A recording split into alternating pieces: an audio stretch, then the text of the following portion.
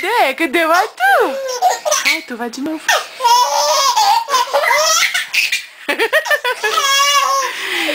Cadê? Cadê o Arthur, Rafa?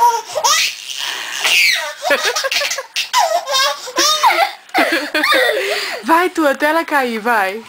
Um, dois, lá, sim. Vai, tu, vai fazer casquinha. Cadê o Arthur?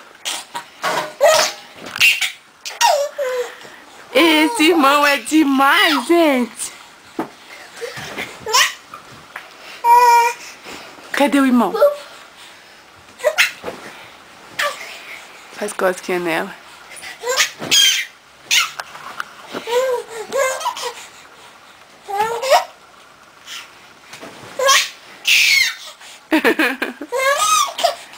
Cadê? Você não vai cair mais, não?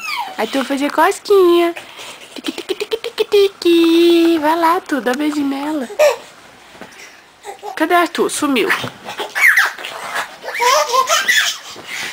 Esconde embaixo da cama, tu, pra fingir que você sumiu, depois você aparece. Cadê o Arthur, filho? Ele sumiu. Cadê o Arthur? Ai, tu tá brincando. Cadê o Arthur, Rafaela? Ah, apareceu! Um, dois, isa! Uau! Caiu a boda do Arthur. Cadê? Cadê o Arthur? Ixi!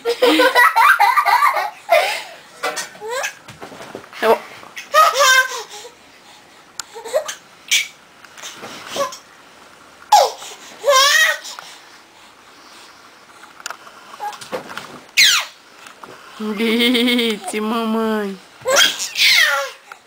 Acho que ela cansou, tu. Chega, tu. Acho que ela não quer mais, não. Dois, Isa! Agora tu vai fazer cosquinha em você. É, presta só, presta atenção. Tique, tique, tique, tique, tique. Dá um beijo em mim, tu. Deita no colo pra ela fazer carinho em você, tu. Faz carinho no seu irmão, vai. Nossa! Que é isso, Rafael? Isso é carinho? Você tá comendo seu irmão? Vai, deita lá, tu. Deita lá, tu. Ela fez aí, eu não consegui vomitar em mim. Credo, Deus me livre. Deita lá, vamos ver se ela faz carinho agora. Ó, Arthur vai deitar. Você para de fazer bagunça.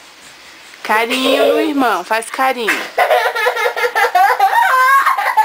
Carinho. Cantando parabéns agora? Dá tchau então, Rafa. Tchau, Rafaela, tchau.